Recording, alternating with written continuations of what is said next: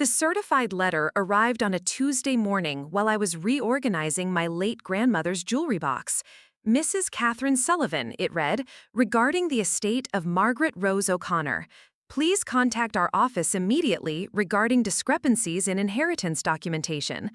A cold dread settled in my stomach. Grandma Maggie had been gone for 3 months, and the will reading was scheduled for next week. What discrepancies? Before we jump back in, tell us where you're tuning in from, and if this story touches you, make sure you're subscribed, because tomorrow I've saved something extra special for you. I called the law firm of Henderson Associates immediately. Mr. Henderson's voice was carefully neutral when he answered. Mrs. Sullivan, we need to discuss your grandmother's will. There's been a claim filed by someone else using your maiden name. My blood ran cold. What do you mean someone else? I asked, though I already suspected. A Katherine O'Connor has presented documentation claiming to be Margaret O'Connor's primary granddaughter and sole inheritor. My hands started shaking. I'd been Katherine O'Connor until I married Tom 3 years ago. Now I was Katherine Sullivan. But there was only one person who would know the exact details of Grandma's will. Only one person who had access to family documents. Only one person desperate enough and vindictive enough to steal my identity. My sister, Claire. The drive to downtown Chicago felt endless. Henderson Associates occupied the 14th floor of a glass building that reflected the gray November sky. Mr. Henderson was a thin man with kind eyes who looked genuinely troubled as he spread documents across his mahogany desk. Your grandmother's will specifically names Katherine O'Connor as the primary beneficiary, he explained. The estate includes her Riverside property, valued at $1.2 million, her investment portfolio worth approximately $800,000, and various personal effects. I nodded.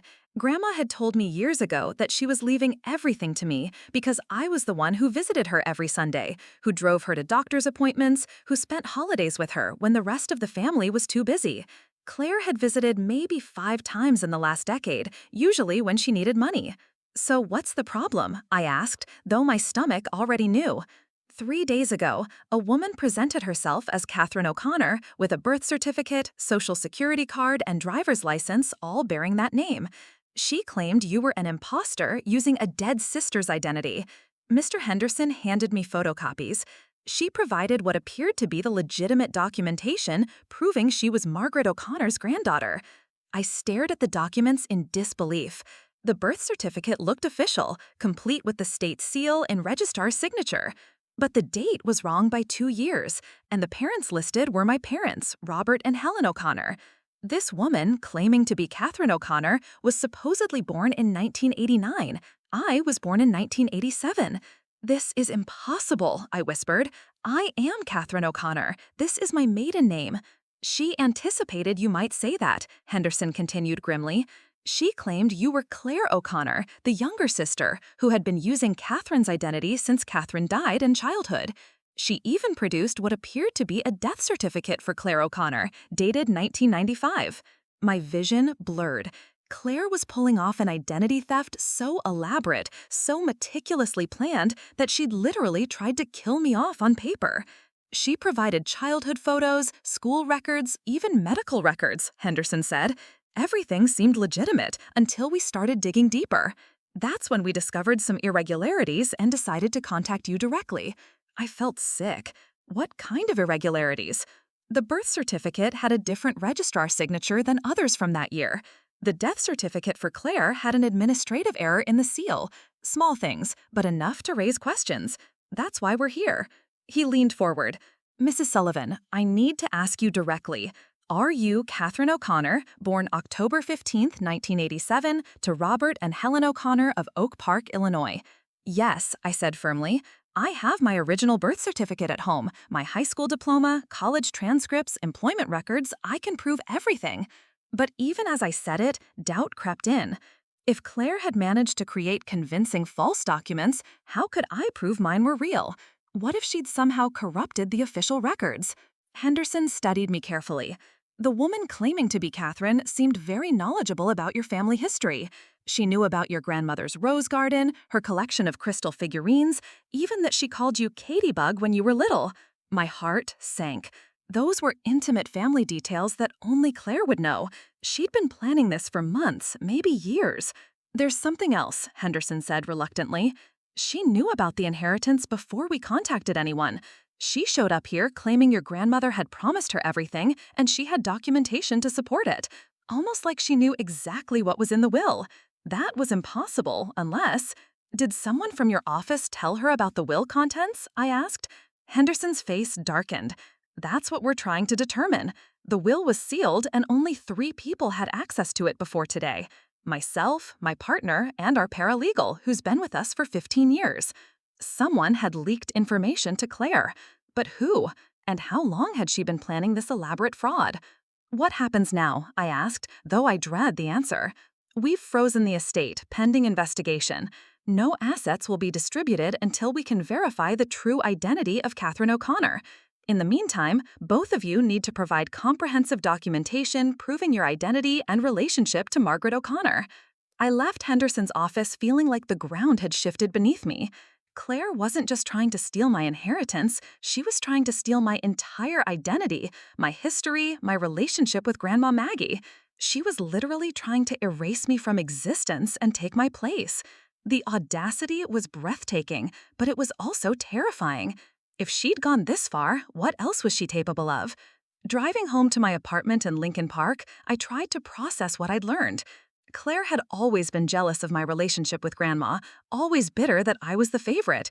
But this went beyond sibling rivalry. This was systematic, calculated identity theft on a massive scale. She'd created false documents, stolen personal information, and somehow gained inside knowledge about the inheritance. This wasn't a desperate last-minute grab for money. This was a long-term plan executed with precision. Preparing and narrating this story took us a lot of time, so if you are enjoying it, subscribe to our channel. It means a lot to us. Now back to the story. My phone rang as I pulled into my parking garage. The caller ID showed my mother's number. Katherine, thank God, Mom's voice was strained. I just got the strangest call from some lawyer about Grandma's will. They're saying there are 2 of you claiming to be you. What's going on? I closed my eyes. So Claire had gotten to my parents too. Mom, it's complicated. Can I come over tonight? I need to explain everything in person. Of course, honey, but Katie, I'm worried. This lawyer, he asked me very specific questions about you and Claire, about your childhood, about family documents we might have. He seemed to know things about our family that strangers shouldn't know. My blood chilled. Claire wasn't just impersonating me to the lawyers. She was building a case with my own parents as witnesses. She was systematically destroying every piece of evidence that proved I was who I said I was. That evening, I spread every document I could find across my parents' dining room table. Birth certificate, social security card, school records, college diploma, marriage certificate, employment history. Everything that proved Katherine O'Connor Sullivan was real. But as I looked at the pile, I realized how easy it would be for someone with Claire's access to our family to replicate most of these documents. I don't understand, Dad said, studying my birth certificate. How could Claire get documents that look this official? That's when it hit me. Claire worked for the county clerk's office. She had access to the systems that created birth certificates, death certificates, marriage licenses. She didn't just forge documents. She created legitimate-looking records using her position and inside access. She'd weaponized her job against her own family. The real question wasn't how she'd done it. The question was how long she'd been planning this and what else she'd already changed in the official records. If she could create a false Katherine O'Connor and kill off the real Claire O'Connor on paper, what other damage had she already done? And more importantly, how could I prove I was real when she had the power to make me disappear entirely from the official record? I barely slept that night. By 6 a.m., I was sitting in my kitchen with a cup of coffee and a legal pad, trying to figure out how to fight someone who had the power to rewrite official records. Tom found me there when he got up for his morning run. "You look like hell," he said gently, kissing the top of my head. "Did you get any sleep?" I told him everything. about Claire's elaborate scheme, about her access to county records, about how she'd essentially created a parallel identity to steal my inheritance. Tom listened without interruption, his face growing darker with each detail. When I finished, he was quiet for a long moment. "We need to call the FBI," he said finally. "This isn't just fraud. This is identity theft using government resources. It's a federal crime." But what if she's already changed too much in the system? What if I can't prove who I am? The fear that had been gnawing at me all night spilled out. She's had access to these records for years. She could have been planning this since Grandma first told us about the inheritance. Tom pulled out his laptop. "Then we start with what she can't change. Your digital footprint, your employment records, your medical history, places where there are multiple backup systems and cross-references." He was right. Claire might have access to birth certificates and death records, but she couldn't retroactively change my entire life history across every database and institution. I called in sick to work and spent the morning gathering evidence. My college transcripts, employment records from 3 different companies, medical records from my doctor, dental records, even my library card history. Everything that created a paper trail of Katherine O'Connor's existence from birth to present. But as I compiled everything, I realized Claire would have access to much of this same information through family connections and her government position. That's when my phone rang. The caller ID showed Claire's number. I almost didn't answer, but curiosity won. "Hello, Katherine." Claire's voice was sickeningly sweet. "I heard you've been having some legal troubles." "Cut the act, Claire. I know what you're doing." My voice was steady, but my hands were shaking. "You're not going to get away with this." She laughed, a sound devoid of warmth. "Get away with what? I'm simply claiming what's rightfully mine. Grandma always loved me more, you know. You just manipulated her into thinking otherwise with your fake devotion." The delusion in her voice was chilling. She actually believed her own lies. "I visited her every week for 15 years. Where were you?" I asked. "Oh, you were too busy with your own life to care about family, until there was money involved. I was building a career, something you wouldn't understand since you've always relied on others for everything. First Grandma, then your husband." Her voice turned venomous. "But now I'm taking back what should have been mine from the beginning. Katherine O'Connor deserves that inheritance, and Katherine O'Connor is exactly who I am." The line went dead. I stared at the phone, realizing Claire wasn't just stealing my identity for money. She wanted to become me entirely. In her twisted mind, she deserved my life more than I did. This went beyond greed into something far more disturbing. I drove straight to the FBI field office downtown. Special Agent Maria Rodriguez listened to my story with growing concern. "Identity theft using government resources is definitely within our jurisdiction," she said, "but we'll need to build a solid case. Can you walk me through exactly how your sister would have access to create these documents?" I explained Claire's position at the county clerk's office, her access to vital record systems, her knowledge of family history. Agent Rodriguez took detailed notes. "We'll need to examine the original documents she provided to the lawyers. If she used government systems to create fraudulent records, there will be digital fingerprints we can trace." "How long will that take?" I asked. "The longer this goes on, the more time she has to create additional false evidence or destroy records that prove I'm real." "We can expedite this as a priority case, especially if she's actively using her government position to commit crimes. In the meantime, you need to secure every piece of documentation you can that proves your identity. Bank records, insurance policies, anything with a long paper trail that she couldn't have easily falsified." I left the FBI office feeling slightly more hopeful, but also more urgent about gathering evidence. My next stop was my bank, where I'd had accounts since I was 16. The branch manager, Mrs. Chen, had known me for over a decade. "Of course I remember you, Katherine," she said warmly. "You opened your first checking account here when you started your summer job at the ice cream shop." I explained the situation, and her expression grew serious. "Identity theft is unfortunately common, but using it to claim an inheritance is particularly cruel. Let me print out your complete account history, every transaction, every signature card, every address change. This will create an unbroken timeline of your financial identity. Armed with 15 years of banking records, I drove to my high school. The registrar's office had detailed records going back decades. My transcripts, attendance records, even disciplinary files, all clearly documenting Katherine O'Connor's academic career. "I remember you," said Mrs. Patterson, the longtime registrar. "You were in the debate team with Sarah Martinez and Michael Chen. Your sister Claire graduated 2 years later. She was quite different from you, more rebellious if I recall." That gave me an idea. If Claire was claiming to be me, she'd have to account for our different personalities, different achievements, different social circles. I started contacting old friends, teachers, anyone who could distinguish between Katherine and Claire O'Connor.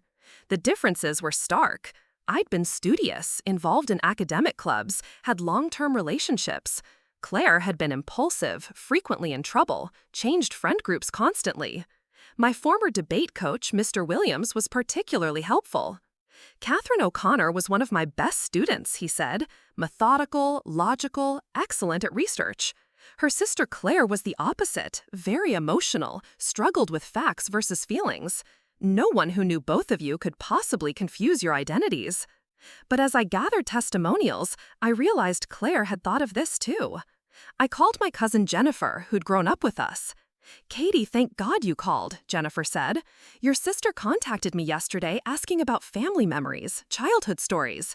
She was particularly interested in stories about you two being confused for each other, or times when you might have used each other's names. It was weird." Claire was building a narrative that we'd been interchangeable, that identity confusion was normal in our family. She was systematically contacting relatives and family friends, planting seeds that would support her claim that she could legitimately be Katherine O'Connor. The manipulation was breathtaking in its scope. That evening, I met with Henderson again. He'd received additional documentation from the woman claiming to be Katherine O'Connor. She's provided more childhood photos, school records, and most concerning, medical records that seem to support her claim, he said gravely. She even has dental records showing orthodontic work that matches what we'd expect for someone of your supposed age. I felt sick. Those are probably my actual dental records. She'd have access to our family's medical history through insurance records and her government connections. The realization hit me like a physical blow. Claire wasn't just stealing my identity prospectively, she was stealing my entire past, rewriting history to make herself into me retroactively. "There's more," Henderson continued. "She's filed a police report claiming you're the imposter, that you've been fraudulently using her identity for years. She's essentially turned this into a he-said-she-said situation where both parties have supporting documentation." My hands were shaking as I processed this information. Claire had gotten ahead of me at every turn. While I was gathering evidence to prove I was real, she was building a case that I was the fraud. She'd weaponized the system so thoroughly that proving my own identity had become nearly impossible. The woman who'd grown up in the same house, shared the same parents, attended the same schools, was now claiming I didn't exist at all. "What's our next move?" I asked, though I felt like I was drowning in quicksand. Every step I took to prove myself seemed to sink me deeper into Claire's web of lies. Henderson leaned back in his chair, looking older than he had that morning. "We wait for the FBI investigation, and we prepare for the possibility that this case might take months or even years to resolve. In the meantime, the estate remains frozen, and both claimants remain under investigation for potential fraud." As I drove home through the Chicago traffic, I realized Claire had succeeded in the cruelest way possible. Even if I eventually proved she was the fraud, she'd already stolen something irreplaceable. She'd made me doubt my own existence, turned my identity into a question mark instead of a certainty. She'd weaponized our shared history against me, using my own memories and experiences as evidence for her claim to be me. The inheritance was almost secondary now. This had become a battle for my right to exist as Katherine O'Connor, and I was no longer certain I was winning. The breakthrough came from an unexpected source. Agent Rodriguez called me at 7 in the morning, 3 weeks after I'd filed the FBI complaint. "We found something," she said, without preamble. "Can you come in immediately?" At the field office, Agent Rodriguez spread computer printouts across the conference table. Your sister made a critical error, she began. She accessed the vital records system to create false documents, but she forgot that every query and transaction is logged with timestamps and user IDs. My heart started racing. What did you find? On September 15th, Claire O'Connor logged into the system and ran searches for death certificates in 1995. On September 18th, she created a death certificate for Claire O'Connor with that date. On September 22nd, she accessed birth certificate templates and created a new Katherine O'Connor birth certificate with an altered birth year. Agent Rodriguez pointed to the screen logs. She literally left a digital trail of her entire fraud. I stared at the evidence, hardly believing it. She documented her own crime? Government systems are designed to be tamper-evident. Every action leaves a permanent record. Your sister is smart, but she's not a cybercriminal. She didn't know how to cover her digital tracks. Agent Rodriguez pulled up another screen, but here's the smoking gun. She accessed your grandmother's obituary in the newspaper database and cross-referenced it with county property records to determine the inheritance value before she ever contacted the law firm. The timeline was damning. Claire had researched the inheritance, calculated its worth, then systematically created false documents to support her claim, all while using her government access illegally. How long before she's arrested? We're coordinating with local police now, but there's something else you need to know. Agent Rodriguez's expression grew serious. We discovered she's done this before. 3 years ago, she created false documents to claim a deceased aunt's Social Security benefits. She's been using her position to commit identity fraud for years. My mind reeled. This wasn't just about Grandma's inheritance. Claire had been systematically defrauding the government and possibly other family members for years. Who else has she stolen from? We're still investigating, but the pattern suggests she's been targeting deceased relatives to claim various benefits and assets. Your inheritance case just happened to be large enough to trigger scrutiny that exposed everything else. 2 hours later, I watched from my car as SBI agents and local police arrested Claire at the county clerk's office. Even from across the street, I could see her shock and rage as they led her away in handcuffs. Her coworkers stood in the windows, staring in disbelief as their colleague was arrested for using government resources to commit fraud. The arrest made the evening news. County employee arrested for identity theft scheme ran as the lead story. The reporter explained how Claire had used her access to vital records to steal her sister's identity and claim a substantial inheritance. They interviewed neighbors and coworkers who expressed shock at the elaborate fraud. Within days, the evidence became overwhelming. The FBI had recovered drafts of false documents from Claire's computer, browser history showing her research into inheritance law, and even practice signatures where she'd been learning to forge my handwriting. She'd kept detailed notes about family history and personal details, creating a study guide for impersonating me. But the most damaging evidence came from her own mouth. The FBI had been recording her phone calls from jail, and she'd confessed everything to our mother during one conversation.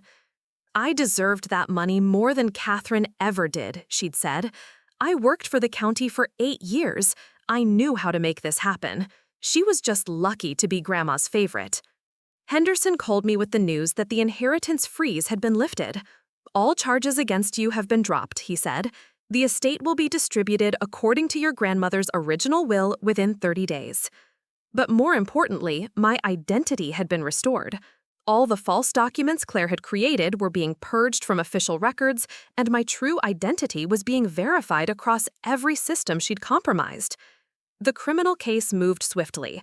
Claire pled guilty to identity theft, fraud, and abuse of public office in exchange for a reduced sentence. She received 5 years in federal prison and was ordered to pay restitution for all the fraudulent benefits she'd claimed over the years. Her government pension was forfeited, and she was permanently banned from working in any position requiring access to public records. But the real reckoning came at the sentencing hearing.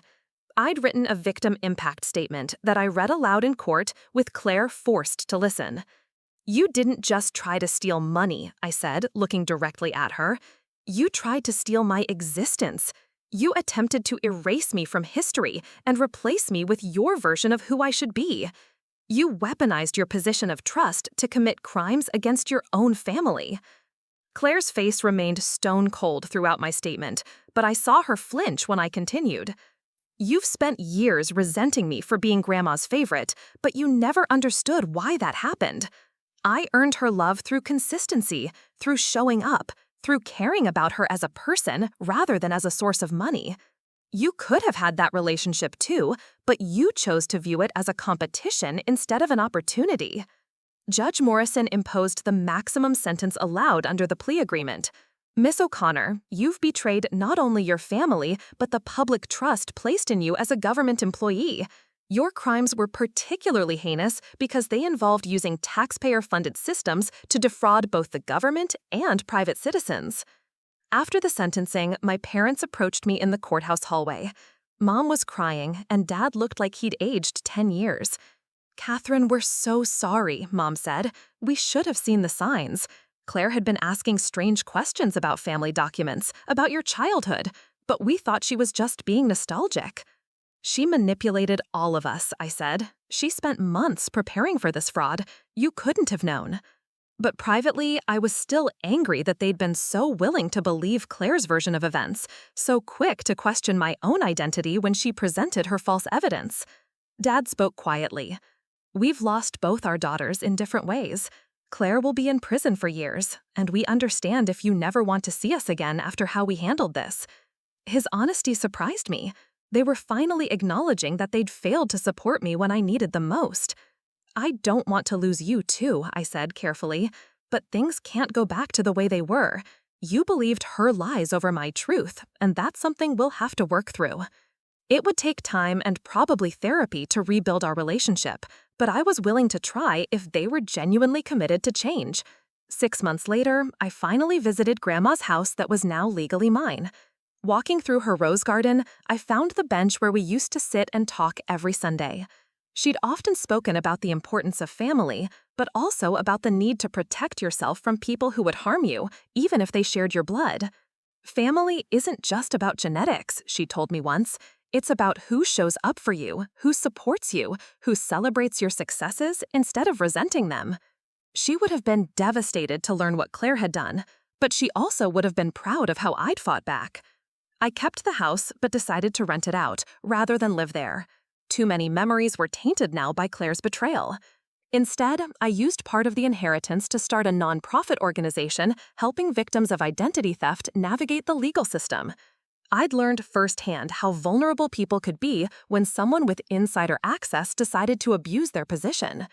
The organization was named the Margaret O'Connor Foundation, after Grandma.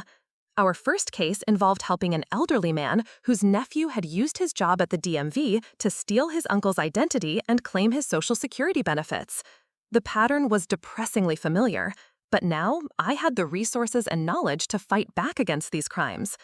Claire sent me one letter from prison, forwarded through my lawyer since I had a restraining order against direct contact. "I hope you're happy," it read. "You destroyed my life over money that should have been mine anyway. When I get out, I'll start over somewhere new, with a new name, a new identity. Maybe then I'll finally get the life I deserve." Even in prison, she still didn't understand. She still believed she was the victim, still thought the problem was that she hadn't been successful enough in her fraud, rather than that she'd committed fraud at all. Some people never learn that you can't steal your way to the life you want. You have to earn it through your choices and actions, just like Grandma had always taught me. I burned the letter and never looked back. Claire had tried to erase me and take my place, but instead, she'd erased herself. She'd thrown away her career, her freedom, her family relationships, and her reputation for money that was never rightfully hers. In trying to become me, she'd destroyed any chance of becoming anyone worth being at all. 2 years after Claire's sentencing, I thought the nightmare was finally over. The Margaret O'Connor Foundation was thriving, helping dozens of identity theft victims navigate the complex legal system.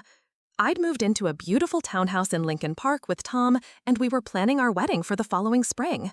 Life felt stable and purposeful again. Then my phone rang on a Tuesday morning in October. The caller ID showed an unknown number from Indiana. "Mrs. Sullivan, this is Detective Raymond Hayes with the Indianapolis Metropolitan Police. I need to speak with you about your sister, Claire O'Connor." My blood chilled. Claire had been transferred to a minimum security facility in Indiana 6 months ago for good behavior. What's happened? Has she been hurt? Ma'am, your sister escaped from federal custody 3 days ago during a supervised work detail at a local nonprofit organization. She was helping with their administrative filing when she simply walked out during a lunch break and never returned. I sank into a chair, my hands trembling. How is that possible? Aren't there security protocols? Detective Hayes's voice was grim. The facility allows certain low-risk inmates to work in the community as part of their rehabilitation program. Your sister had been a model prisoner for 18 months, no disciplinary issues, participated in all required programs. She was considered minimal flight risk. You don't understand, I said urgently. Claire isn't just a flight risk. She's dangerous. She spent years planning an elaborate identity theft scheme against me. She's obsessive, methodical, and she has the skills to create false documents and assume new identities. We're aware of her background, Mrs. Sullivan. That's why we're taking this escape very seriously. We've alerted all law enforcement agencies, and her photo has been distributed to airports, bus stations, and border crossings. After the call ended, I immediately contacted Agent Rodriguez, who was now heading the fugitive task force searching for Claire. Katherine, I won't lie to you, she said. Your sister had almost 2 years to plan this escape. She had access to computers, phones, and outside contacts through her work program. She could be anywhere by now. The next few weeks were a nightmare of heightened security and constant vigilance. Tom and I installed a sophisticated alarm system and security cameras around our home. I hired a private security firm to monitor the foundation offices, and we implemented strict protocols for verifying the identity of everyone who contacted us. But Claire was smarter than that. She didn't come after me directly. Instead, she went after everything I'd built since her arrest. The first sign of trouble came when one of our foundation clients called in distress. Katherine, someone claiming to be from your organization contacted my elderly mother, said Marcus Thompson, whose case we'd successfully resolved 6 months earlier. They told her there had been a mistake in her case, and she needed to provide updated financial information to avoid losing her restored benefits. My stomach dropped. What did she tell them? Everything. Bank account numbers, social security information, even her new address. The person knew details about her case that only someone from your foundation should know. Claire was using the foundation's reputation and inside knowledge to target our own clients. She was turning my life's work into a weapon against the people I was trying to help. Within days, 3 more clients reported similar contacts. Someone with detailed knowledge of their cases was calling them, claiming to be from the Margaret O'Connor Foundation and requesting sensitive personal information. The pattern was sophisticated and targeted, focusing on elderly clients who might be more trusting of authority figures. Agent Rodriguez traced the calls to burner phones purchased with cash in different cities across the Midwest. She's moving frequently and using different identities, Rodriguez explained. We've recovered surveillance footage from one of the stores where she bought a phone. She's dyed her hair blonde, lost significant weight, and appears to be wearing colored contact lenses. She's completely altered her appearance. But more disturbing was what Claire was doing with the information she was stealing. The FBI discovered she'd opened bank accounts in multiple states using the identities of our foundation clients. She was systematically draining the savings of elderly identity theft victims, people who had already been victimized once and had come to us for help. This is beyond revenge, I told Tom one evening as we reviewed the latest police reports. She's not just trying to hurt me anymore. She's become a predator, targeting the most vulnerable people she can find. The media attention was brutal. Identity Theft Foundation, compromised by founder's criminal sister, ran as headlines across Chicago newspapers. Clients began questioning whether their information was safe with us. Donations dried up. Board members started resigning. Claire was systematically destroying the foundation just as effectively as if she'd burned down our offices. I called an emergency press conference to address the situation directly. Standing before a room full of reporters and cameras, I spoke from my heart. Claire O'Connor is using her knowledge of my work to exploit the same people we've dedicated ourselves to helping. She's a federal fugitive who's weaponizing the trust these victims placed in our organization. But we will not let her destroy the lives of people who have already suffered enough. I announced that the foundation was implementing new security protocols, including encrypted communications and multi-factor authentication for all client contacts. We were also establishing a victim compensation fund to help anyone who'd been defrauded by Claire's impersonation scheme. We will not let one person's criminal actions destroy the help we provide to hundreds of innocent victims. The breakthrough came 6 weeks after Claire's escape. A sharp-eyed bank teller in Milwaukee recognized her despite her altered appearance when she tried to access one of her fraudulent accounts. The teller had seen Claire's photo on a wanted poster and noticed that despite the physical changes, she had a distinctive scar on her left hand from a childhood accident that our family would recognize. Claire was arrested without incident, but the damage was extensive. She'd stolen over $200,000 from our clients, destroyed the foundation's reputation, and traumatized elderly victims who had trusted us with their recovery. During her arrest, police found detailed files on dozens of our clients, including personal information, financial data, and psychological profiles, noting which individuals might be most vulnerable to manipulation. At her resentencing hearing, the judge was unforgiving. Miss O'Connor, you've demonstrated that you pose a continuing threat to society, and specifically to the most vulnerable members of our community. Your escape and subsequent crimes show a complete lack of remorse and an escalating pattern of predatory behavior. Claire received an additional 10 years in federal prison with no possibility of parole, to be served in maximum security with no work programs or community access. But more importantly, she was ordered to pay full restitution to every victim of her post-escape crimes, which meant her prison commissary account would be garnished for decades. During the victim impact portion of the hearing, I was joined by several of the elderly clients Claire had defrauded. Mrs. Eleanor Patterson, an 84-year-old widow, spoke with shaking hands but a strong voice. I survived the Depression, raised 6 children, and worked for 40 years as a teacher. I thought I'd seen every kind of cruelty humans could inflict, but this woman didn't just steal my money, she stole my faith in people who claimed they wanted to help. Mr. George Kowalski, a World War II veteran whose identity had been stolen by his own grandson, was even more direct. I fought fascists in Europe and came home to build a good life for my family. This woman is worse than any enemy I faced in combat because she attacks people who can't fight back. She's a coward and a predator who deserves every day she gets behind bars. Claire sat motionless throughout their statements, showing no emotion or acknowledgement of the pain she'd caused. When given the opportunity to speak, she stood and said simply, "I regret that my actions after my escape harmed innocent people. That was not my intention." Even then, she couldn't bring herself to take full responsibility or show genuine remorse. After the hearing, I met with several of the victims and their families.